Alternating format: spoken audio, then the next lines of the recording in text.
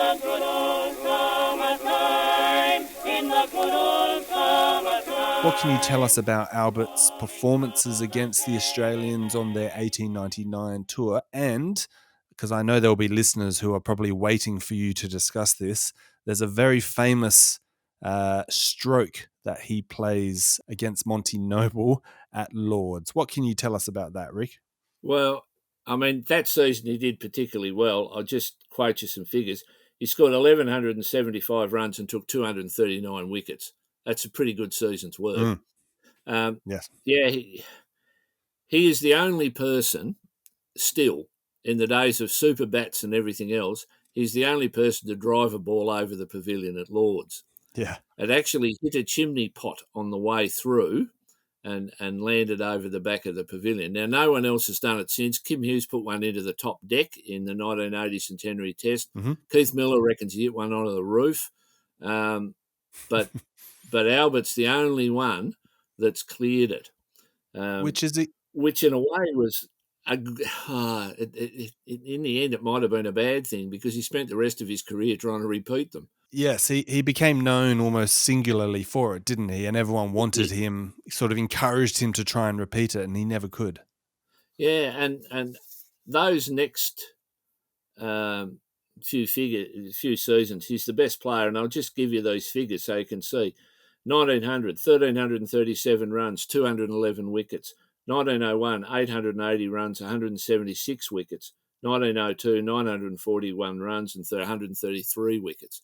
So at that point, as you say, he's the world's best all-rounder, but he's also the highest-paid cricketer in the country. Mm. And this is his peak period. And from 1902 onwards, he's the performances decline. The figures decrease, yes. The runs and the wickets. He did say that he had always dreamed of hitting a ball over the Lord's Pavilion. So he fulfilled a dream, but I don't think it did the best for the rest of his career. It is extraordinary that no one's been able to replicate it. I mean, yeah, as you say, the size of bats today, you think it would be possible. When you look at the bats that they were using in 1899, they were solid, but they certainly weren't the big Berthas that we see today.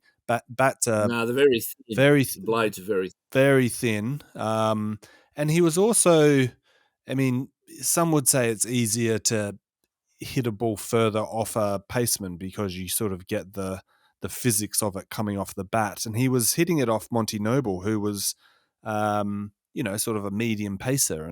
And so it's all the more extraordinary what he did achieve with that single stroke. It is a heck of a blow. Yes.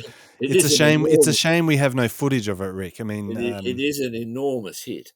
But, I think, every now and again someone hits it miles. I saw practicing where Andre Russell hit Shane Watson out of one of the grounds in Sydney, just completely over the stand. It's that sort of blow. Yes. But off a test class bowler, under those circumstances, it's pretty amazing. But and it was definitely good or bad. Well, exactly.